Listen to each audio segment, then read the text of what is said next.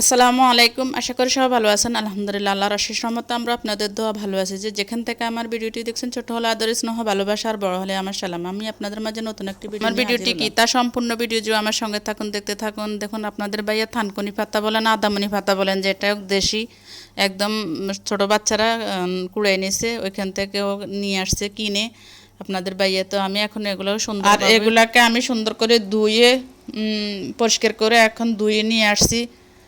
থানকুনি পাতা বলেন, আদামনি পাতা বলেন, যেটাই হোক নিয়ে আসছি। এখন এগুলাকে হাতে চটকিয়ে আমি একটা রেসিপি তৈরি করব। দেখেন, একদম দেশি অর্গানিক ছোট ছোট ডান্ডা, ছোট ছোট থানকুনি পাতা। আর যেগুলো হাইব্রিডের চাষ করা, এগুলো ডান্ডা হয় অনেক বড় বড়, পাতা হয় অনেক বড় বড়। তো আমি এর মধ্যে আবার চুলাতে, যেহেতু আমরা লাকড়ি চুলা ব্যবহার করি, লাকড়ি চুলাতে কিছু মরিচ পুড়ে নিচ্ছি আমি।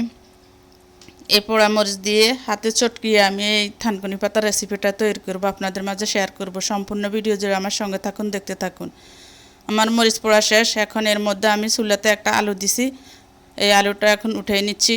এই পোড়া আলু দিয়ে, পোড়া মরিচ দিয়ে এই রেসিপিটা তৈরি করা হবে।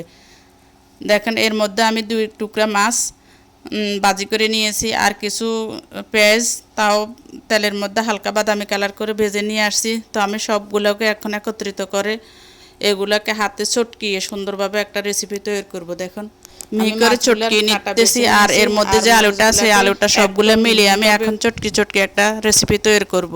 সবগুলো আমার মাখা জোকা শেষ হয়ে গেলে এর মধ্যে পাতাটা দিয়ে দিব। তো আমি এখন সবগুলোকে চটকি চটকি মেখে নিয়ে নিচ্ছি। ততক্ষণ পর্যন্ত সবাই দেখতে থাকুন, সঙ্গে থাকুন। তো আমার এখানে সবগুলো চটকানো শেষ। এরপর পাতাগুলোকে আমি একটু লবণ দিয়ে হাতে চটকিয়ে নিয়ে একটু ধুল করে নিয়ে নেব। না হয় যদি আলুর উপরে বা ওই এর উপরে দিই, তাহলে পাতাগুলো গুঁড়া গুঁড়া থেকে যাবে। তাই আমি আগলে লবণ দিয়ে হাতাগুলোকে একদম ভালো করে চটকিয়ে নিচ্ছি। চটকিয়ে নিয়ে শেষ হলে আলুর মাখার উপরে আমি এই পাতাগুলো দিয়ে দিব। দেখুন, সুন্দরভাবে চটকানো শেষ হয়ে গেছে। এখন আলুর উপরে আমি দিয়ে দিচ্ছি। দিয়ে এখন এই আলু দিয়ে আমি ভালোভাবে একদম চটকিয়ে নিয়ে নিচ্ছি। হাতে চটকানো এই থানকুনি পাতা বা মাছ দিয়ে মাখানো থানকুনি পাতার রেসিপিটা একবার আপনারা ট্রাই করে দেখতে পারেন। এর মধ্যে দিয়ে দিচ্ছে সরিষা। আমি ভালোভাবে চটকিয়ে নিচ্ছি। দেখেন, আমার চটকানো শেষ হয়ে গেছে।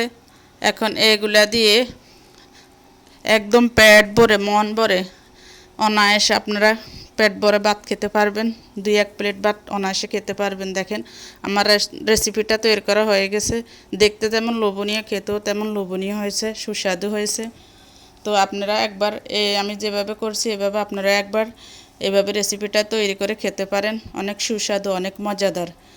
আমার ভিডিওর কোনো অংশ যদি আপনাদের থেকে একটু ভালো লেগে থাকে, অবশ্যই লাইক, কমেন্ট, শেয়ার, সাবস্ক্রাইব করে আমার পাশে থাকবেন। পাশে থাকা বেল আইকনটি বাজিয়ে দিবেন। এখন আমি নিয়ে নিচ্ছি ভাত নিয়ে এখন এর মধ্যে খেয়ে নেব। আপনাদের ভাইয়াকেও দিছি, সেও খাচ্ছে, আমিও খাচ্ছি। খুবই সুস্বাদু হয়েছে।